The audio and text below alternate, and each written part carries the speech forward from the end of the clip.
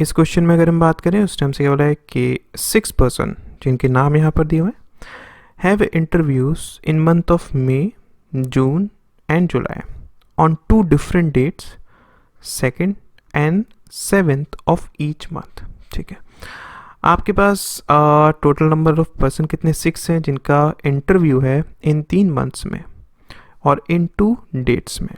ठीक है, such that no one has more than 1 interview and no 2 person have interviews on the same date. ठीक है, समझ में आ गया। उसमें बोला कि whose interview was scheduled on 2nd June. ठीक है, तो सबसे पहले देखो, अगर मैं लिखना चाहूँ मई, जून एंड जुलाई, ठीक है, दोनों में उसने डेट्स दी हुई है 2nd और 7th, 2nd और 7th, 2nd और 7th। ठीक है, और उसने पूछा क्या कि हमें बताना है 2nd जून, मतलब क्या यहाँ पर कौन सा आपके पास पर्सन आएगा, हमें उसका नाम जानना है। ठीक है, तो स्टेटमेंट फर्स्ट पढ़ते हैं हम। देखो क्या बताया उसने कि D has interview on an even date but not in the month having even number of days. अगर मैं नंबर ऑफ डेज की बात करूं तो मई में आपके पास नंबर ऑफ डेज कितने जाएंगे टोटल 31, इसमें 30 और इसमें 31। तो उसने क्या बोला है कि डी का जो इंटरव्यू होता है वो इवन होता है, मतलब क्या 2nd को का इतना तो कंफर्म है। ठीक है, बट वो उस मंथ में नहीं है जिसमें इवन नंबर ऑफ डेज है। इसका मतलब ये आपके पास कब हो सकता है, या तो मई में हो सकता है या फिर जुलाई में हो सकता है, राइट। उसके बाद C's interview was scheduled just after D. C का जो इंटरव्यू वो जस्ट आफ्टर डी है। ठीक है, ये आपके पास हो गया। उसके बाद E's interview was scheduled at a gap of a day with F's interview. इसका मतलब कि ई और एफ के बीच में एक दिन का गैप है।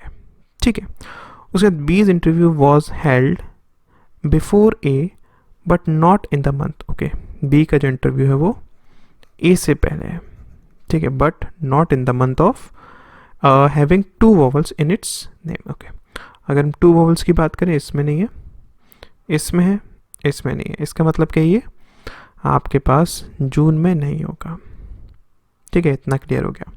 तो अगर मैं स्टेटमेंट फर्स्ट की बात करता हूँ, मैं यहाँ पर क्या क्या चीज़ फाइंड आउट कर सकता हूँ। देखो आपके पास पॉसिबिलिटीज़ बन सकती हैं। कैसे, अगर इन केस डी यहाँ पर है, ठीक है, तो सी यहाँ पर हो जाएगा आपके पास, एक पॉसिबिलिटी है। और आपके पास क्या पॉसिबिलिटी हो सकती है कि डी आपके पास यहाँ पर है, सी आपके पास यहाँ पर है। फाइन, ई एफ कहाँ पर आएगा हमें नहीं पता। और इस केस में अगर हम बात करें तो ये आपके पास मतलब यहाँ पर काफ़ी पॉसिबिलिटीज़ इसमें बन रही है, तो ऑब्वियसली हम सिर्फ फर्स्ट से तो इसके आंसर को नहीं निकाल सकते हैं। 2nd की अगर हम बात करें तो 2nd में देख लेते हैं। उसमें लेके F's interview was scheduled at the last. ठीक है, एफ का जो इंटरव्यू है वो लास्ट में, मतलब क्या जुलाई 7th। ठीक है, A's interview was scheduled 2 days after B. ठीक है, ए का जो इंटरव्यू है वो 2 दिन बाद है, 2 days आफ्टर बी। ठीक है, उसके D's interview was in the month having odd number of days but after C. D का जो इंटरव्यू है वो कब है, सी के बाद है। और ये आपके पास कब होगा, ये आपके पास जून को छोड़कर, बिकॉज जून में आपके पास इवन हो जाएंगे ना, आपके पास मई और जुलाई में हो सकता है। उसके बाद E's interview was not scheduled in the month having even number of days, मतलब क्या ई का ये भी जून में नहीं हुआ है। ठीक है, तो इतनी इन्फॉर्मेशन 2nd से गिवन है, तो क्या 2nd से मैं इसके आंसर को निकाल सकता हूँ। देखो एक चीज़ तो कंफर्म हो गई कि फर्स्ट और 2nd से हम इसके आंसर को नहीं निकाल सकते, बिकॉज फर्स्ट में आपके पास एक कंडीशन क्या थी कि सी का इंटरव्यू डी के बाद है, राइट। और 2nd में क्या है कि डी का इंटरव्यू सी के बाद है। इसका मतलब क्या फर्स्ट और 2nd को जोड़ कर तो मैं इसके आंसर को नहीं निकाल सकता हूँ, इतना तो कंफर्म हो गया। क्या मैं सिर्फ 2nd से इसके आंसर को निकाल सकता हूँ। तो इन दैट केस देखिए, अगर इन केस में एफ़ को यहाँ पर पुट करा तो एफ़ तो आपके पास कन्फर्म में यहीं पर होगा। अब अगर मैं बात करता हूँ सी और डी की, तो देखो हम एक चीज़ जानते हैं ना कि डी आपके पास जून में नहीं है। इसका मतलब यहाँ पर पॉसिबिलिटी आपके पास क्या हो सकती है, या तो डी यहाँ पर हो, ठीक है, या फिर आपके पास डी यहाँ पर हो। तो इन दैट केस सी यहाँ पर हो जाएगा, और इस केस में भी सी यहाँ पर भी हो सकता है, यहाँ पर भी हो सकता है, यहाँ पर भी हो सकता है, यहाँ पर भी हो सकता है। फाइन, इसके बाद अगर मैं बी और ए को पुट करना चाहता हूँ तो इस केस में आपके पास बी और ए सिर्फ यहीं पर आ सकता है, बट उस केस में यहाँ पर आपके पास क्या आ जाएगा, ई आ जाएगा, लेकिन ई आपके पास जुलाई में नहीं है, इसलिए ये पॉसिबिलिटी आपके पास रॉन्ग हो गई। इसमें अगर हम बात करें तो आपके पास ई या तो यहाँ पर होगा या फिर ई आपके पास यहाँ पर आ सकता है, ठीक है। तो इसमें भी अगर हम बात करें हमारे पास पॉसिबिलिटी बनेगी, तो हम कंफर्म नहीं बोल सकते हैं कि यहाँ पर कौन आएगा आपके पास। इसका मतलब सिर्फ सेकंड से भी हम इसके आंसर को नहीं निकाल सकते हैं। थर्ड की अगर मैं बात करता हूँ, उसने क्या बोला है कि D's interview was scheduled after E. Okay, D का इंटरव्यू आफ्टर ई है, ठीक है। E's interview was scheduled before A, E का इंटरव्यू ए से पहले है, ठीक है। E's interview was not on an event, मतलब क्या ई 7। तो यहाँ से आपके पास इतनी इन्फॉर्मेशन है, ऑब्वियसली सिर्फ थर्ड से तो हम इसका आंसर को नहीं निकाल सकते, लेकिन अगर मैं फर्स्ट और सेकंड में इसको ज्वाइन करने की कोशिश करता हूँ, इन दैट केस देखिए, अगर मैं बात करता हूँ सेकंड और थर्ड की, तो आपके पास एक ये पॉसिबिलिटी बन रही थी। यहाँ पर अगर हम देखें हमारे पास ई सिर्फ यहीं पर आ सकता है, ठीक है, बिकॉज ई आपके पास जून में नहीं था। तो बी आपके पास यहाँ पर होगा, ए आपके पास यहाँ पर होगा, सी आपके पास यहाँ पर होगा, इसके अकॉर्डिंग ये होना चाहिए, ठीक है।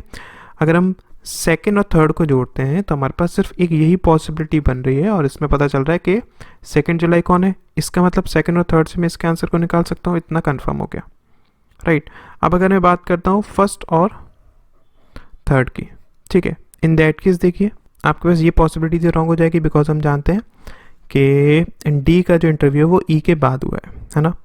तो इसका मतलब आपके पास ई कहाँ आ सकता है, हम जानते हैं ना कि ई के बाद आपका क्या है, ए है, ठीक है।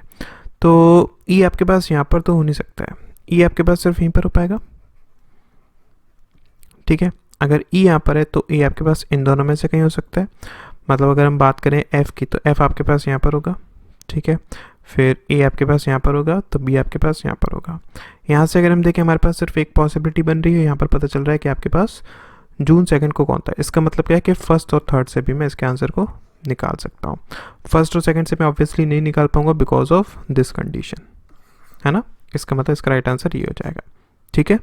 नेक्स्ट क्वेश्चन देखते हैं, देखिए। ओके, तो इस क्वेश्चन में क्या गिवन है, देखिए यहाँ पर आपके पास उसने 4 कोड्स दिए हुए हैं 4 डायरेक्शंस के लिए, ठीक है। हैश किसके लिए यूज़ है, नॉर्थ के लिए यूज़ है। @ किसके लिए यूज़ है, साउथ के लिए यूज़ है। परसेंटेज किसके लिए यूज़ है, ईस्ट के लिए यूज़ है। और डॉलर किसके लिए यूज़ है, वेस्ट के लिए यूज़ है, ठीक है। उसके बाद यहाँ पर उसने क्या बताया हमें कि कंडीशंस फॉर मूवमेंट, मूवमेंट के लिए कंडीशंस क्या क्या है वो हमें पढ़नी है।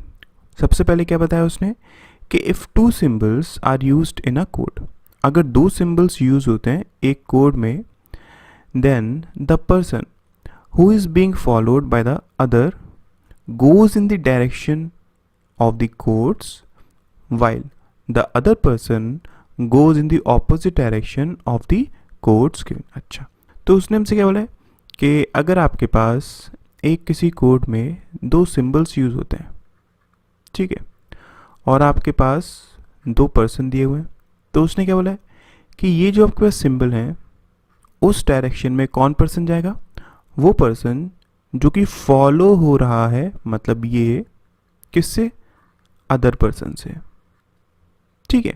और ये जो अदर पर्सन है वो इन दोनों सिंबल्स के डायरेक्शन के ऑपोजिट डायरेक्शन में जाएगा। समझ में आया, क्लियर हुआ। जैसे कि अगर हम बात करें, मान लेते हैं आपके पास दिया हुआ है ए बी, उसके बाद 2 सिंबल दिए हुए हैं क्या, कि हैश और @ तो इसका मतलब क्या होगा, देखो यहाँ पर आपके पास 2 सिंबल्स अगर दिए हुए हैं तो ये 2 सिंबल्स की डायरेक्शन में कौन पर्सन जाएगा, वो पर्सन जो कि दूसरे पर्सन से फॉलो हो रहा है, मतलब क्या बी जाएगा किस डायरेक्शन में, पहले नॉर्थ जाएगा फिर वो साउथ जाएगा। और जो ए है मतलब क्या, जो अदर पर्सन है वो कहाँ जाएगा, इन दोनों के ऑपोजिट डायरेक्शन में, मतलब क्या साउथ में और ये नॉर्थ में, इस तरीके से जाएगा, ठीक है। आई होप आप कोड क्लियर हो गया होगा। अगर नहीं समझ में आया, आगे मैं समझाऊंगा तो चीज़ें और समझ में आ जाएंगी।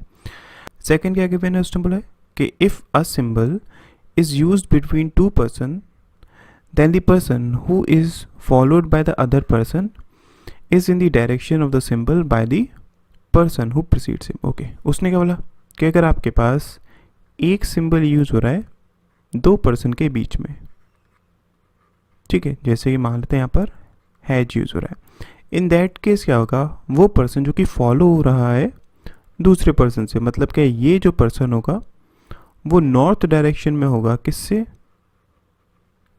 इस पर्सन से। ठीक, समझ में आ गया। उसके बाद उसने बोला कि if only a single symbol is used at any extremes in the code then both और single person follows the symbol. अच्छा, उसने बोला कि अगर आपके पास एक सिंबल सिर्फ यूज़ हो रहा है, एंड में लिखा हुआ है, ठीक है, इन दैट केस अगर एक पर्सन है तो वो इस डायरेक्शन में जाएगा, अगर दो पर्सन है तो वो भी इसी डायरेक्शन में जाएंगे दोनों, ठीक है। उसके बाद distances are mention in the bracket are to be used in the same order. Okay, bracket में आपके पास डिस्टेंसेस दिए हुए हैं। तो इतनी आपके पास क्या इन्फॉर्मेशन थी। अब इसी पर बेस्ड हमारे पास ये उसने यहाँ पे हमें कोड दिए हुए हैं, तो इससे हम लोग आंसर निकालते हैं। देखिए, ओके, तो सबसे पहले अगर हम स्टार्ट करें यहाँ से, तो देखिए यहाँ पर आपके पास बीच में एक कोड यूज़ है, इसका मतलब सेकेंड वाली कंडीशन यहाँ पर यूज़ होगी। तो इसके अकॉर्डिंग अगर हम देखें तो एस जो है वो नॉर्थ डायरेक्शन में होगा क्यू से, जो एस है, ठीक है, वो नॉर्थ डायरेक्शन में है किससे, क्यू से, और कितना डिस्टेंस से, 12 मीटर डिस्टेंस है, ठीक है। उसके बाद देखिए एस और क्यू, फिर यहाँ पर परसेंटेज है। अब यहाँ पर आपके पास कौन सी कंडीशन यूज़ हो रही है, थर्ड वाली, मतलब क्या सिर्फ एक सिंबल आपके पास एक्सट्रीम एंड पर यूज़ है। तो इस केस में क्या होगा, एस और क्यू दोनों ही किस डायरेक्शन में जाएंगे, ईस्ट डायरेक्शन में, और वो भी कितना, 20। मतलब क्या एस ईस्ट डायरेक्शन में क्या 20, क्यू भी आपके पास ईस्ट डायरेक्शन में जाएगा 20, ठीक है। उसके बाद देखिए यहाँ पर भी अगर हम बात करें वही चीज़ है, ये आपके पास एक्सट्रीम एंड पर यूज़ है, तो इसमें भी एस जाएगा, देखो ये आपके पास साउथ डायरेक्शन में 6 मीटर्स। ओके, एस जाएगा साउथ में 6 मीटर्स, यहाँ पर पहुँच गया, ठीक है।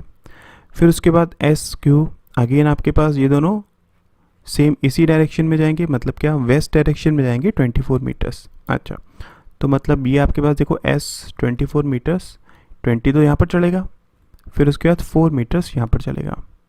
सिमिलरली क्यू की अगर हम बात करते हैं तो क्यू यहाँ पर पहुँचा क्यू तक, फिर उसके बाद यहाँ पर और चलेगा ये 4 मीटर्स, तो एस अभी आपके पास यहाँ पर आ गया। और अगर मैं बात करता हूँ क्यू की, तो क्यू आपके पास यहाँ पर आ गया, ठीक है। उसके बाद देखिए उसने क्या बताया कि एस क्यू, अब यहाँ पर देखिए आपके पास दो सिंबल यूज़ है, तो फर्स्ट वाली आपके पास कंडीशन यूज़ होगी, जैसे हमने बताया था, इस सिंबल के डायरेक्शन में कौन जाएगा, क्यू जाएगा, मतलब क्या क्यू पहले आपके पास साउथ जाएगा, ठीक है, और फिर उसके बाद ईस्ट जाएगा। अगर मैं क्यू की बात करूँ, वो पहले साउथ जाएगा कितना 10, फिर ईस्ट जाएगा कितना 10, ठीक है। सिमिलरली अगर हम बात करें एस की, तो एस जस्ट ऑपोजिट डायरेक्शंस में जाएगा, मतलब क्या पहले वो नॉर्थ जाएगा 10, फिर उसके बाद वो वेस्ट डायरेक्शन में 10 जाएगा, ठीक है। उसके बाद देखिए उसने यहाँ पर हमें बताया कि अब सिर्फ क्यू जाएगा किस डायरेक्शन में, नॉर्थ में, वो भी कितना 5। देखो क्यू आपके पास यहाँ पर था, तो क्यू नॉर्थ में 5 जाएगा, मतलब यहाँ पर पहुँच गया। तो ये आपके पास क्यू की फाइनल पोजीशन है, ये आपके पास एस की फाइनल पोजीशन है। उस टाइम से शॉर्टेस्ट डिस्टेंस पूछा है इनकी फाइनल पोजीशन के बीच में, तो आपको ये डिस्टेंस फाइंड आउट करना है, ठीक है। तो ये आप कैसे निकाल सकते हैं, देखिए अगर मैं इस डिस्टेंस की बात करूँ तो ये डिस्टेंस आपके पास कितना हो जाएगा, देखो 10, फिर उसके बाद ये डिस्टेंस कितना है आपके पास 6, फिर ये डिस्टेंस आपके पास 5, मतलब कितना 21 हो गया। उसके बाद अगर मैं इस डिस्टेंस की बात करता हूँ तो ये डिस्टेंस आपके पास कितना हो जाएगा, 10 यहाँ पर और 10 यहाँ पर, मतलब कितना 20। तो आपके पास कुछ डिस्टेंस इस तरीके से, ये आपके पास 21 है, ये आपके पास 20 है, तो ऑब्वियसली ये आपके पास कितना हो जाएगा 441 प्लस 400, 841 अंडर रूट में 29, तो इसका राइट आंसर बी हो जाएगा, ठीक है। नेक्स्ट क्वेश्चन देखते हैं। देखिए इस क्वेश्चन में क्या गिवन है, उसने बोला है कि what does hash means in the code language. तो हैश की अगर हम बात करें आपके पास यहाँ पर गिवन है, ठीक है, इसमें नहीं दिया हुआ है, तो सिर्फ फर्स्ट से तो मैं इसके आंसर को नहीं निकाल सकता हूँ, बिकॉज इन दोनों में अगर हम देखें हमारे पास ये कैंसिल आउट हो जाएगा, ठीक है। इसका कोड आपको नहीं पता है तो ऑब्वियसली आप नहीं निकाल पाएंगे। इसका मतलब सिर्फ फर्स्ट से तो हम आंसर को नहीं निकाल सकते। सेकंड की अगर मैं बात करता हूँ तो हैश यहाँ पर है, हैश यहाँ पर है, ठीक है। इन दोनों में अगर मैं बात करता हूँ और कुछ आपके पास कॉमन है क्या, देखिए ये आपके पास कॉमन नहीं है, ठीक है। @ आपके पास कॉमन है, इसका मतलब क्या है, आप इन दोनों में से डिसाइड नहीं कर पाएंगे हैश का कोड क्या है, तो इसलिए सेकंड भी सफिशिएंट नहीं है। थर्ड की अगर हम बात करें, हैश यहाँ पर नहीं, हैश यहाँ पर नहीं, इसका मतलब सिर्फ थर्ड से तो हम इसके ऑब्वियसली आंसर को फाइंड आउट कर नहीं सकते हैं। तो अगर मैं बात करता हूँ थर्ड की किस में यूज़ करने की, फर्स्ट में। इन दैट केस देखिए यहाँ पर आपके पास हैश गिवन है, राइट। तो अगर मैं बात करूँ आपके @ की, @ आपके पास यहाँ पर कॉमन मिल जाएगा, ठीक है। एंड आपके पास यहाँ पर कॉमन मिल जाएगा, ये आपके पास बचता है, ये आपके पास इसमें नहीं है, इसमें नहीं है, इसमें नहीं है। मतलब यहाँ से इन दोनों के कोड में से आप डिस्टिंग्विश नहीं कर पाएंगे कि हैश का कोड क्या है। तो इसलिए हम बोल सकते हैं कि फर्स्ट और थर्ड से तो आंसर नहीं आ सकता, ठीक है। अगर मैं बात करता हूँ थर्ड और सेकंड की, इन दैट केस देखिए हैश आपके पास यहाँ पर है। अगर हम बात करें आपके पास @ यहाँ कैंसिल आउट हो जाएगा, एस्ट्रिक यहाँ कैंसिल आउट हो जाएगा, कॉपीराइट और कॉपीराइट यहाँ पर कैंसिल आउट हो जाएगा, ठीक है। इसका मतलब क्या है, हैश यहाँ पर बचेगा, तो हम इससे आंसर निकाल सकते हैं। मतलब क्या, सेकंड और थर्ड से हम इसके आंसर को निकाल सकते हैं। अगर मैं बात करता हूँ फर्स्ट और सेकंड की, इन दैट केस देखिए इसमें और इसमें क्या क्या कॉमन है, इनको मैं थोड़ा सा रब करता हूँ। तो इसमें अगर हम बात करें, देखो हैश यहाँ पर है, हैश यहाँ पर है, हैश यहाँ पर है, तीनों में कॉमन देखो क्या क्या है आपके पास, @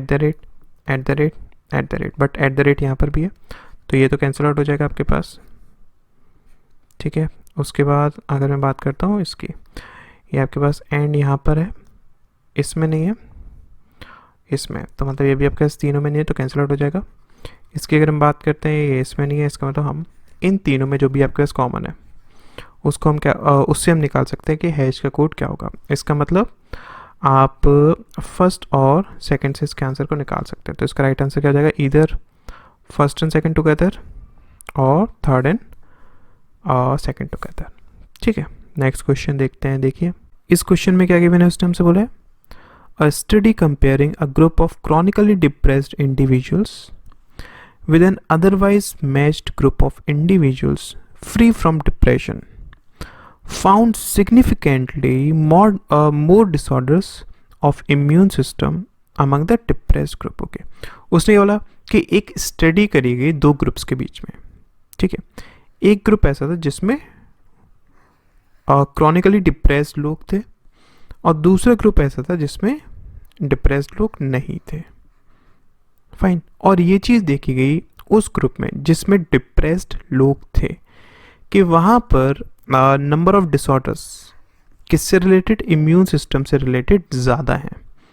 किस रिस्पेक्ट में, उन लोगों के रिस्पेक्ट में जिनको डिसऑर्डर जिनको डिप्रेशन नहीं था, फाइन। इतनी बात समझ में। So according to the researchers these results strongly supports the hypothesis that mental states influence the body's vulnerability to infection। Okay, तो इस वजह से रिसर्चर्स ने ये बोला कि ये जो रिजल्ट्स आए ना यहाँ पर जो बता रहे हैं कि डिप्रेशन, आई मीन वो लोग जिसमें डिप्रेशन ज़्यादा होता है उनको they are vulnerable to infections, ठीक है। उन्होंने बोला कि इस बात को सपोर्ट कर रहा है ये रिजल्ट, फाइन। क्वेश्चन में वो हमसे क्या पूछता है उसको समझते हैं। उसने बोला कि which of the following if true cast the most serious doubt on the researchers interpretation of their finding. उसने बोला कि इनमें से कौन सा ऑप्शन ऐसा है जो रिसर्चर्स ने बात बोली, उनकी जो फाइंडिंग है कि डिप्रेशन की वजह से इन्फेक्शंस में बढ़ोतरी हो सकती है, इस बात को हमें वीक करना है, ठीक है। कोई भी पॉइंट आपको ऐसा मिले जो कि इस बात को कि डिप्रेशन की वजह से इन्फेक्शन होता है, इस बात को वीक कर रहा हो, वो हमारे पास पॉइंट सही होगा, ठीक है। पहला पढ़ते हैं, उसने क्या बोला हमसे कि the researchers view does little more than echo a familiar theme in folklore and literature. उसने बोला कि रिसर्चर्स का जो व्यू है वो बस बहुत पुरानी जो फेमिलियर कहावतें हैं, बातें हैं कि डिप्रेशन की वजह से ही ये सारी चीज़ें होती हैं, उन बातों को ही वो थोड़ा सा बढ़ा रहा है। ठीक है, पहला पॉइंट हमारे पास सिंपली ये दिया हुआ है। तो क्या ये किसी तरीके से इस पॉइंट को वीक कर रहा है? नहीं कर रहा है। उसने बस एक बात बता दी कि रिसर्चर्स का जो व्यू है वो बस थोड़ा और इको कर रहा है जो हमारी पुरानी कहावतें हैं उनको, है ना। तो ये किसी भी तरीके से इस बात को वीक नहीं कर रहा है, इसलिए फर्स्ट आपके पास एलिमिनेट हो जाएगा। हमें वीक करता हुआ ऑप्शन ढूंढना है। सेकंड हमसे क्या बोलता है कि chronically depressed individuals are no less careful than others to avoid exposure to infection. उसने बोला कि क्रॉनिकली डिप्रेस्ड इंडिविजुअल्स जो होते हैं they are no less careful, वो उतने ही केयरफुल होते हैं जितने कि बाकी लोग होते हैं to avoid exposure to infection से बचने के लिए। तो यहाँ पर उसने बस सिंपली ये बात बताई कि डिप्रेस्ड लोग जो होते हैं वो भी इन्फेक्शन से बचाव करते हैं। बट यहाँ पर हमने ये चीज़ देखी कि डिप्रेस्ड लोगों में इन्फेक्शन ज़्यादा थे। तो क्या ये इस बात को वीक कर रहा है? नहीं कर रहा। चाहे वो उसको अवॉइड करते हो, बट इस रिजल्ट के अकॉर्डिंग तो उनको वो हो रहा है इन्फेक्शन। इसका मतलब ये पॉइंट भी इसको वीक नहीं कर रहा है। ठीक है, थर्ड क्या है? Disorders of immune system cause many of those individuals who have them to become chronically depressed। ये पॉइंट हमारे पास जो ऊपर इन्होंने बात बोली थी उसको वीक कर रहा है। क्यों कर रहा है? यहाँ पर उसने बोला कि ऐसे लोग जिनमें इम्यून सिस्टम से रिलेटेड डिसऑर्डर होता है, ठीक है, ये चीज़ देखी गई है कि काफ़ी लोग उनमें से ऐसे होते हैं जिनको आगे जाकर डिप्रेशन हो जाता है। इसका मतलब क्या हुआ? इस पॉइंट का मतलब क्या हुआ कि डिप्रेशन की वजह से इन्फेक्शन नहीं बढ़ रहा है, इन्फेक्शियस लोगों में डिप्रेशन हो रहा है। Getting my point? इसका मतलब क्या हुआ? ये पॉइंट जो है वो इनकी जो हाइपोथेसिस थी उसको वीक कर रहा है। ठीक है, समझ में आया आपको? इसका मतलब अभी तक अगर हम देखें ये आपके पास पॉइंट करेक्ट है। फोर्थ क्या है कि individuals who have previously been free from depression can become depressed quite suddenly। उसमें लगा कि individuals who have been previously free from depression, ये किसी तरीके से हेल्पफुल है ही नहीं। इन्फेक्शन की कहीं कोई बात ही नहीं हो रही है इसमें, है ना। ई क्या है कि a high frequency of infection can stem from an unusual high level of exposure rather than from any disorder of the immune system. यहाँ पर उन्होंने क्या बोला कि ये जो इन्फेक्शन होता है वो किस वजह से होता है, उसका रीज़न दिया हुआ है। अगेन यहाँ पर डिप्रेशन से रिलेटेड कोई बात नहीं हो रही है, इसका मतलब इस ऑप्शन का भी हमारे पास कोई यूज़ नहीं है, तो इसका राइट आंसर सी ही होगा। ठीक है, नेक्स्ट क्वेश्चन देखते हैं। देखिए इस क्वेश्चन में क्या है, उसने बोला कि a cafeteria at company P can offer only 3 main dishes at lunch time, ठीक है, and the same 3 choices have been offered for years, fine। एक कैफेटेरिया है कंपनी पी में, वो 3 मेन डिशेस प्रोवाइड कराता है लंच टाइम में और सेम चॉइसेस वो प्रोवाइड करा रहा है काफ़ी सालों से। Recently chicken curry was offered in place of one of the other main dishes, ठीक है, for 2 days during which more people chose chicken curry than any other main dish।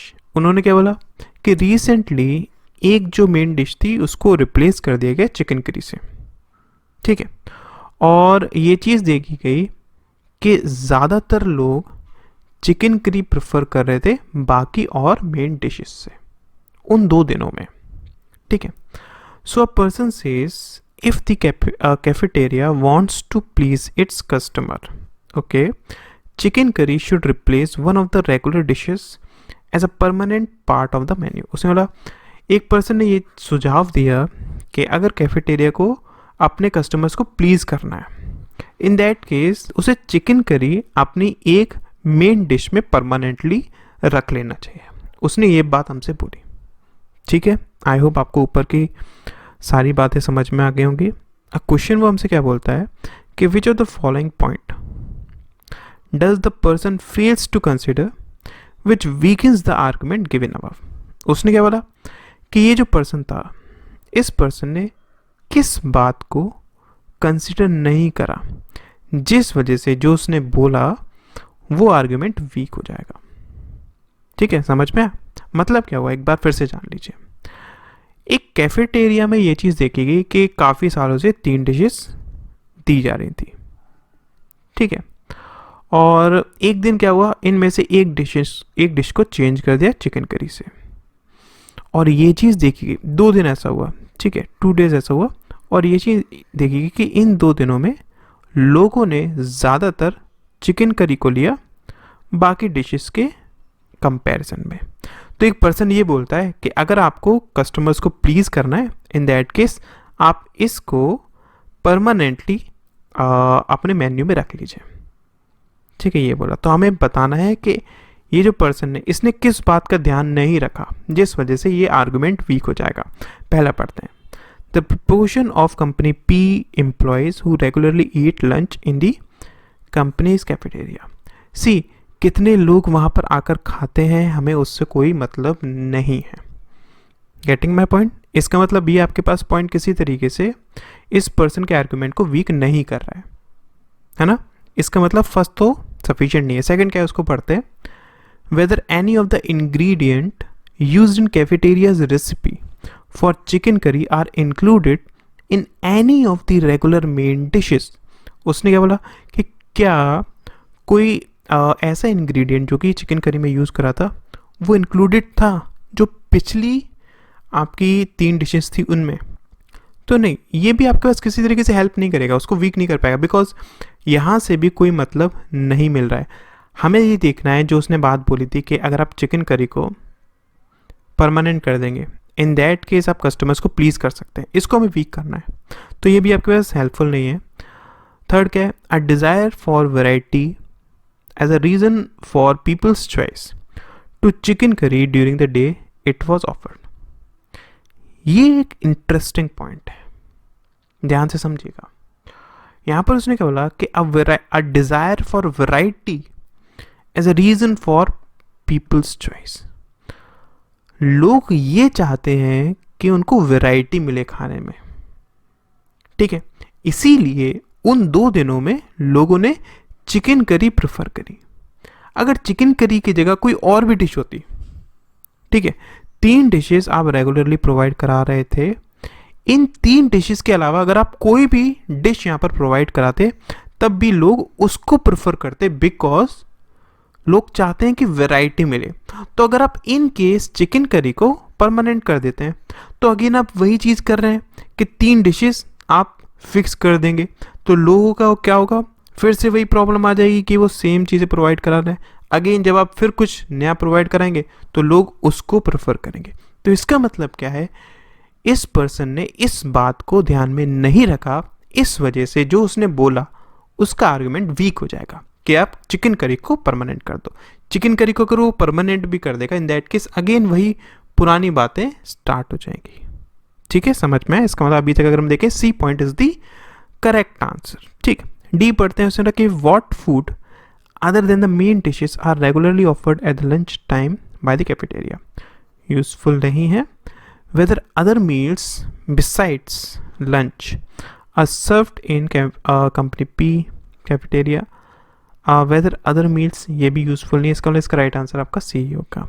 ठीक है, चलिए नेक्स्ट क्वेश्चन देखते हैं। ओके, इस question में क्या गिवन है देखिए, उसने बोला है कि in every question some rows are given and to find out the resultant of a particular row you need to follow the following steps। ठीक है, उसने यहाँ पर आपको कुछ रूल्स दिए हुए हैं, उनके थ्रू आपको यहाँ पर यूज़ करके इसके आंसर को फाइंड आउट करना है। कैसे? उसने बोला है कि if an odd number is followed by another composite odd number, एक आपके पास ऑड नंबर है, ठीक है, अगर वो फॉलो हो रहा है एक और ऑड नंबर से जो कि क्या है, कंपोजिट है। कंपोजिट ऑड नंबर क्या हुआ, आपके पास 9 हो गया, ठीक है, 15 हो गया, इसी तरीके से आपके पास 21 हो गया, मतलब जो कि डिवाइड हो जाए किसी से। आपके पास जो प्राइम कंपोजिट नंबर होता है वो कौन सा हो जाएगा, आपके पास 3 हो जाएगा, ठीक है। और आपके पास कौन सा हो जाएगा, 7 हो जाएगा, ये सब इस तरीके से। हाँ, तो एक ऑड नंबर दूसरे ऑड नंबर को फॉलो कर रहा है जो कि क्या है, आपके पास कंपोजिट नंबर है। इन दैट केस ये दोनों क्या हो जाएंगे, आपके पास मल्टीप्लाई हो जाएंगे। ठीक, समझ में आ गया। सेकंड क्या बोल रहा है वो, कि if an even number is followed by a number which is a perfect square. अगर एक इवन नंबर है जो कि फॉलो हो रहा है किससे, एक आपके पास परफेक्ट स्क्वायर से, ठीक है। इन दैट केस जो इवन नंबर है वो सब्सट्रैक्ट हो जाएगा किससे, परफेक्ट स्क्वायर से। मतलब कि इस केस में जो आपके पास परफेक्ट स्क्वायर है उससे सब्सट्रैक्ट हो जाएगा क्या, इवन नंबर, ठीक है। उसके बाद if an even number is followed by an odd number they are to be added. अगर आपके पास एक इवन नंबर को फॉलो कर रहा है कौन, एक odd number, in that case ये दोनों क्या हो जाएंगे, ऐड हो जाएंगे, ठीक है। उसके बाद if an odd number is followed by a prime odd number then the first number is to be divided by the second number. अगर आपके पास एक ऑड नंबर है, ठीक है, जो कि फॉलो हो रहा है किससे, एक प्राइम ऑड नंबर से। मैंने बताया था ना आपको ऊपर, जैसे कि 3 हो गया, 5 हो गया, 7 हो गया, ये क्या आपके पास प्राइम ऑड नंबर है। तो अगर वो उससे फॉलो हो रहा है, in that case the first number is to be divided by the second number. तो जो पहला नंबर है उसको हम डिवाइड कर देंगे सेकेंड नंबर से, ठीक है। उसके बाद if an odd number is followed by an even number. अगर एक आपके पास ऑड नंबर है जो कि फॉलो हो रहा है किससे, एक इवन नंबर से, ठीक है, then the second one is to be subtracted from the first one. इस केस में क्या होगा, जो सेकेंड वन है वो फर्स्ट से सब्सट्रैक्ट हो जाएगा, ठीक है। इतने आपके पास क्या रूल्स दिए हुए हैं। फिर उसने क्या बोला है कि if more than one rule applies to a row then the rule which is mentioned first above will be used. अच्छा, मतलब कि अगर एक से ज़्यादा आपके पास, जैसे कि मान लिया कि सेकंड रूल आपके पास यूज़ हो रहा है किसी में और फोर्थ रूल आपके पास यूज़ हो रहा है, इन दैट केस जो पहले दिया होगा, मतलब क्या सेकंड वाला हम फर्स्ट में यूज़ करेंगे, ठीक, समझ में आ गया। अच्छा चलो अब इस क्वेश्चन को करते हैं। देखो यहाँ पर आपके पास क्या है, 12 के बाद 5 है, 12 आपके पास क्या है, एक इवन नंबर है, और 5 आपके पास क्या है, एक ऑड नंबर है, ठीक है। तो यहाँ से अगर हम बात करें इवन के बाद ऑड, देखो फर्स्ट तो आपके पास नहीं है और सेकंड भी आपके पास नहीं है, थर्ड आपके पास इवन के बाद क्या है, एक ऑड नंबर है, ठीक है। इसका मतलब ये दोनों क्या हो जाएंगे, आपके पास ऐड हो जाएंगे। तो 12 + 5 17 हो जाएगा। फिर उसके बाद देखो अब 17 के बाद क्या है, आपके पास 9 है, मतलब क्या, एक ऑड यहाँ पर है, दूसरा ऑड यहाँ पर है, और वैसे ये ऑड कौन सा है आपके पास, एक कंपोजिट ऑड नंबर है। अब फर्स्ट वाला यहाँ पर यूज़ हो जाएगा। उसने कहा था कि ऑड के बाद अगर एक आपके पास कंपोजिट ऑड नंबर आता है तो इन दैट केस ये दोनों क्या हो जाएंगे, मल्टीप्लाई हो जाएंगे। मतलब यहाँ पर आपके पास क्या हो जाएगा, 153 हो जाएगा, ठीक है, समझ में आ गया। तो फर्स्ट रो से तो आपके पास क्या है, 153 आया है। अब सेकंड से अगर हम बात करते हैं, 24 के बाद क्या दिया हुआ है, 9 दिया हुआ है।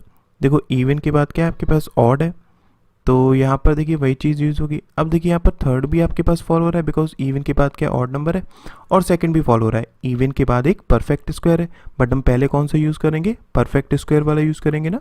तो इसलिए यहाँ पर क्या हो जाएगा आपके पास, जो इवन नंबर है is to be subtracted from the perfect square. मतलब क्या, 9 में से हम सब्सट्रैक्ट कर देंगे 24 को, तो हमारे पास क्या मिलेगा, 15 मिलेगा, ठीक है, नेगेटिव में। फिर उसके बाद देखिए अब ये आपके पास ऑड नंबर है या आपके पास इवन नंबर है, तो ऑड के बाद इवन तो आपके पास यहीं पर फिफ्थ वाला ही आ रहा था। तो इस केस में क्या हो जाएगा, सेकेंड नंबर जो है मतलब क्या, -28, ठीक है। इसको हम सब्सट्रैक्ट कर देंगे किससे, फर्स्ट नंबर से, मतलब यहाँ नेगेटिव यूज़ कर लीजिए। तो ये आपके पास क्या, 28 - 15 हो जाएगा, मतलब ये आपके पास कितना हो गया, 13 हो गया, ठीक है। तो ये वैल्यू क्या है, इसके अकॉर्डिंग x है और इसके अकॉर्डिंग y ये है, ठीक है। रिजल्टेंट है फर्स्ट और सेकंड रो का, तो हमें बताना है what is the value of 13x, मतलब 13 × 13 15 3 अपॉन 3 × y, ठीक है। y कितना, 13 है। तो देखो ये इससे कैंसिल आउट हो गया, यहाँ पर आपके 51, मतलब इसका राइट आंसर C हो जाएगा, ठीक है। आई होप क्वेश्चन क्लियर हो गया होगा। ओके, सो इस क्वेश्चन को डिस्कस कर लेते हैं। देखिए, उसने हमसे क्या बोला है कि 8 children were standing in a row from west to east. ठीक है, 8 आपके पास चिल्ड्रन है जो कि वेस्ट से ईस्ट खड़े हुए हैं। ठीक है, each one of them have different number of toffees in their bags. ठीक है, हर एक चिल्ड्रन के पास डिफरेंट नंबर ऑफ टॉफ़ीज़ हैं। ठीक है, टॉफ़ीज़ के नंबर यहाँ पर दिए हुए हैं। They all were made to stand in an increasing order from east to west. ठीक है, ईस्ट से वेस्ट डायरेक्शन में इंक्रीजिंग ऑर्डर में लगाया गया है according to the number of toffees in their bags, जितनी उनकी बैग्स में नंबर ऑफ टॉफ़ीज़ हैं। ठीक है, मतलब क्या, जैसे कि ये 4 हो गए, 5, 6, 7, 8, तो ये जो पर्सन होंगे इसके बैग में कितनी टॉफ़ीज़ होंगी? 5 होंगी। इसके पास 7 होंगी, इसके पास 8 होंगी, इसके पास 11, 13, 14, 16 एंड यू हैव 20। ठीक है, तो ये आपके पास क्या नंबर ऑफ टॉफ़ीज़ होंगी। Some of them are facing north well some of them are facing south direction. ठीक है, इनमें से कुछ लोग नॉर्थ देख रहे हैं, कुछ लोग साउथ देख रहे हैं। फाइन, स्टेटमेंट्स पढ़ लेते हैं। उसने क्या बताया हमें कि A and E are facing in the same direction. ठीक है, तो ए और ई सेम डायरेक्शन में फेस कर रहे हैं। फाइन, उसके difference between the number of toffees with C and D is equal to the number of person standing towards left of F. ठीक है, उसने बोला है कि जितनी टॉफ़ीज़ सी और डी के बीच में है, फाइन, मतलब क्या इनके पास जो है उनके बीच का जो डिफरेंस है वो इक्वल टू किसके, जितने नंबर ऑफ पर्सन एफ के लेफ्ट में बैठे हुए हैं। ठीक है, उसके number of person between D and E is equal to the difference between the number of toffees that F and B have. ठीक है, उसमें बोला कि वो नंबर ऑफ पर्सन जो कि डी और ई के बीच में है, ठीक है, वो इक्वल टू किसके, जितने नंबर ऑफ टॉफ़ीज़ का डिफरेंस एफ और बी के बीच में है। ठीक, उसके बाद person sitting at the corner are facing in opposite direction, जो कॉर्नर में है वो ऑपोजिट डायरेक्शंस में देख रहे हैं। ठीक है, उसका number of toffees with D is twice times the number of person to G's left. Okay, उसमें नंबर ऑफ टॉफ़ीज़ जो डी के पास है वो ट्वाइस है किससे, जितने नंबर ऑफ पर्सन जी के राइट साइड में है। ठीक है, उसके बाद A is standing second to left of C. A कहाँ पर है, सेकंड टू लेफ्ट है किससे, सी से। ठीक है, उसके बाद F is facing same direction as G, F और जी सेम डायरेक्शन में फेस कर रहे हैं। ठीक है, उसके बाद H do not have 16 toffees, H के पास 16 टॉफ़ीज़ नहीं है। ठीक है, उसके not more than 2 person standing together faces in the same direction. ठीक है, उसमें कि 2 से ज़्यादा लोग सेम डायरेक्शन में नहीं देखेंगे। अगर 2 लोग नॉर्थ डायरेक्शन में देख रहे हैं तो ये तीसरा पर्सन होगा वो साउथ डायरेक्शन में देखेगा। ठीक है, आगे उसने बोला है कि total number of toffees with A and E is not equal to the number of toffees H S. A और ई के पास जो नंबर ऑफ टॉफ़ीज़ हैं, ठीक है, वो इक्वल टू नहीं है किसके, जितनी नंबर ऑफ टॉफ़ीज़ एच के पास है। उसके बाद E do not sits immediate right of C, E immediate right of C नहीं है। ठीक है, और C who do not have 13 toffees, और सी के पास 13 टॉफ़ीज़ नहीं है। ठीक है, उसके बाद G do not have 11 and 13 toffees, G के पास 11 और 13 नहीं है टॉफ़ीज़। ठीक है, तो इसको हम किस तरीके से कर सकते हैं, ध्यान से समझिएगा। देखो, सबसे पहले अगर मैं स्टार्ट करूं इस कंडीशन से, तो यहाँ पर डी और जी के राइट में जो पर्सन है उसकी क्या क्या पॉसिबिलिटीज़ हो सकती है। एक चीज़ को समझिए, आपके पास अगर डी के पास नंबर ऑफ टॉफ़ीज़ ट्वाइस है किसी से, इसका मतलब क्या इवन होंगी, इतना तो कंफर्म है। ठीक है, तो क्या ये आपके पास 20 हो सकती है। अगर डी के पास 20 टॉफ़ीज़ होंगी, इसका मतलब जी के राइट में 10 लोग होने चाहिए थे, जो कि पॉसिबल नहीं है। सिमिलरली डी के पास 16 टॉफ़ीज़ भी नहीं हो सकती हैं, बिकॉज इन दैट केस जी के राइट में 8 लोग होने चाहिए थे, जो कि पॉसिबल नहीं है। इसका मतलब क्या कि डी के पास 14 टॉफ़ीज़ हो सकती हैं, इन दैट केस जी के राइट में 7 लोग हो सकते हैं। या फिर डी के पास 8 टॉफ़ीज़ हो सकती हैं, इन दैट केस जी के राइट में 4 लोग हो सकते हैं। ये तो पॉसिबिलिटीज हमारे पास बन सकती है डी और जी की, तो इनको हम यहाँ पर पुट करके देखते हैं। देखिए अगर मैं सबसे पहले लेकर चलता हूँ ये पॉसिबिलिटी को, ठीक है, अगर डी आपके पास यहाँ है, फाइन, इन दैट केस जी के राइट में कितने नंबर ऑफ पर्सन होने चाहिए, 4। तो जी आपके पास कहाँ हो सकता है, या तो यहाँ हो सकता है अगर ये नॉर्थ में देख रहा है, ठीक है, या फिर यहाँ हो सकता है अगर ये साउथ में देख रहा है, isn't it? बट उसने मना करा हुआ है कि जी ना ही 11 है ना ही 13 है।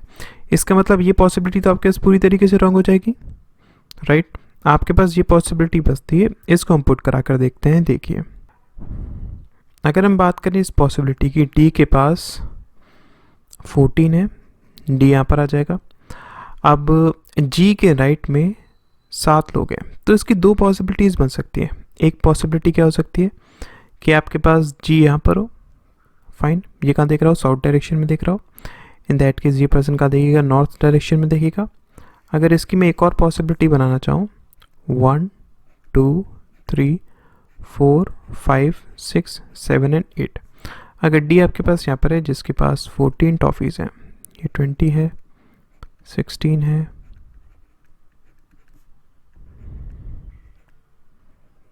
ठीक है, इन दैट केस जी आपके पास यहाँ पर भी हो सकता है। इस केस में ये नॉर्थ डायरेक्शन में देखेगा, इसके राइट में 7 लोग हैं, ठीक है, ये कहाँ देखेगा, साउथ डायरेक्शन में देखेगा। तो ये 2 हमारे पास पॉसिबिलिटीज़ हैं, तो इनको हम पहले चेक कर लेते हैं कि अगर मैं इसके बाद पुट करना चाहूँ किसको, सी को, ठीक है, तो हम एक चीज़ जानते हैं कि सी और डी के बीच में जितनी नंबर ऑफ टॉफीज़ का गैप है, फाइन, उतने नंबर ऑफ पर्सन एफ के लेफ्ट साइड में। तो देखो आपके सी कहाँ कहाँ आ सकता है, अगर इन केस मैं सी को यहाँ पर पुट कराता हूँ, ठीक है, तो टॉफीज़ का गैप कितना है आपके पास, यहाँ से अगर हम देखेंगे तो 2 का है। इसका मतलब क्या, एफ़ के लेफ़्ट में 2 लोग होने चाहिए थे, ठीक है, बट एफ़ के लेफ़्ट में अगर 2 लोग होने चाहिए थे और उसने एक चीज़ बोली है कि एफ़ और जी दोनों सेम डायरेक्शन में देख रहे हैं, इसका मतलब एफ़ आपके पास यहाँ पर आना चाहिए था, जो कि पॉसिबल है नहीं, इसलिए आपके पास ये सी यहाँ पर नहीं आ पाएगा, राइट? सी आपके पास 13 पर हो नहीं सकता है, उसने यहाँ पर मना करा हुआ था, है ना, तो सी यहाँ पर भी नहीं आ सकता है। क्या सी आपके पास यहाँ पर आ सकता है? अगर इनके सी यहाँ पर आता है तो डी और सी के बीच में टॉफीज़ का गैप कितना है, 3 का। इसका मतलब आपके पास एफ़ कहाँ आ सकता है, यहाँ पर आ सकता है इस पॉसिबिलिटी के हिसाब से, ठीक है, सी आपके पास यहाँ पर है। तो अगर हम बात करें ये कहाँ देखेगा, नॉर्थ डायरेक्शन में देखेगा। इसके हिसाब से अगर मैं पुट कराना चाहूँ इस पॉसिबिलिटी को, तो सी के सेकंड टू द राइट आपके पास कौन है, सेकंड टू द लेफ्ट आपके पास ए है, मतलब ए आपके पास यहाँ पर आ जाएगा, ये कहाँ देखेगा, साउथ डायरेक्शन में देखेगा, ठीक है। अब अगर हम बात करते हैं बी को पुट कराने की इस कंडीशन के थ्रू, तो देखिए एफ और बी के बीच में जो टॉफीज़ का गैप है उतने नंबर ऑफ पर्सन डी और ई के बीच में, राइट? तो बी आपके पास क्या यहाँ पर आ सकता है, अगर इन केस बी यहाँ पर आता है तो इन दोनों के बीच में गैप कितना हो जाएगा, टॉफीज़ का 3। तो आपके पास डी और ई के बीच में 3 लोग होने चाहिए थे, डी यहाँ पर है तो 1 2 3 जोड़कर यहाँ पर ई आ नहीं सकता है, इसका मतलब बी आपके पास यहाँ पर नहीं आ सकता, ठीक है। अगर इन केस में बी को यहाँ पर पुट कराता हूँ तो एफ और बी के बीच में टॉफीज़ का गैप कितना हो जाएगा, 5 का हो जाएगा। डी आपके पास यहाँ पर है तो 5 के गैप के बाद हम ई को पुट नहीं करा सकते हैं, इसका मतलब बी आपके पास यहाँ पर नहीं आ सकता, सिमिलरली बी आपके पास यहाँ पर नहीं आ सकता। तो इसका मतलब क्या हुआ कि सी यहाँ पर भी नहीं आ पाएगा, ठीक है। अब हम सी को यहाँ पर पुट करा कर देखते हैं। तब देखिए अगर इन केस सी यहाँ पर है तो डी और सी के बीच में कितना गैप है, 6 का है टॉफीज़ का। इसका मतलब एफ़ आपके पास कहाँ हो सकता है, एफ़ आपके पास यहाँ पर होगा, ठीक है, ये कहाँ देख रहा होगा, नॉर्थ डायरेक्शन में देख रहा होगा, फाइन। अब अगर हम बात करते हैं बी को पुट कराने की, वही एफ़ और बी वाली कंडीशन, तो अगर इन केस बी को मैं यहाँ पर पुट करा देता हूँ तो इन दोनों के बीच में गैप कितना हो जाएगा टॉफीज़ का, 2। डी आपके पास यहाँ पर है, 2 छोड़कर हम ई को नहीं बना पाएंगे, इसका मतलब क्या, आपके पास बी यहाँ पर नहीं आ सकता। अगर इन केस बी यहाँ पर आ जाता है तो इनके बीच में गैप कितना हो जाएगा, 4 का गैप हो जाएगा। इन दैट केस अगर हम बात करें 1 2 3 4 तो आपके पास ई यहाँ पर आ सकता है, ठीक है। अगर हम बनाते हैं ये आपके पास बी है, फाइन, ई आपके पास यहाँ पर आ जाएगा। अगर हम बात करते हैं ए की तो इस केस में ये नॉर्थ डायरेक्शन में देखेगा, ए आपके पास यहाँ पर आ जाएगा, ठीक है। इस केस में कहाँ देखेगा, साउथ डायरेक्शन में देखेगा, बिकॉज हम जानते हैं 2 लोग दो लोग से ज़्यादा सेम डायरेक्शन में नहीं देख सकते हैं। ठीक, अब अगर हम बात करें हमारे पास सिर्फ एच बचा हुआ है, एच यहाँ पर आ जाएगा, लेकिन उसने मना करा हुआ है एच 16 नहीं हो सकता, इसलिए ये पॉसिबिलिटी भी आपके पास रॉन्ग हो जाएगी। मतलब क्या हुआ कि सी आपके पास यहाँ पर भी नहीं आ सकता। आप सी को यहाँ पर पुट करा कर और देख लेते हैं। अगर इनके सी यहाँ पर है तो ए तो कन्फर्म है यहीं पर हो पाएगा आपके पास। ठीक है, अगर सी यहाँ पर है और हम बात करते हैं एफ़ की, तो इन दोनों के बीच में गैप कितना, 7 का। इसका मतलब एफ़ आपके पास यहाँ पर आना चाहिए था, जो कि पॉसिबल नहीं है, इसलिए ए भी नहीं पॉसिबल है आपके पास कंडीशन। ठीक है, सी आपके पास यहाँ पर भी नहीं आ सकता, सी आपके पास यहाँ पर आ नहीं सकता है बिकॉज ए पुट नहीं हो पाएगा। इसका मतलब क्या, ये आपके पास कंडीशन पूरी तरीके से रॉन्ग हो गई, मतलब जी आपके पास यहाँ पर तो नहीं आएगा, तो आपके पास जी यहीं पर आएगा, इतना कन्फर्म हो गया। इसमें हम सी को पुट कराने की कोशिश करते हैं। देखिए, अगर हम बात करते हैं सी की, क्या सी आपके पास यहाँ पर आ पाएगा? अगर सी यहाँ पर है तो इन दैट केस ए आपके पास यहाँ पर हो जाएगा। इसमें अगर हम बात करें तो डी और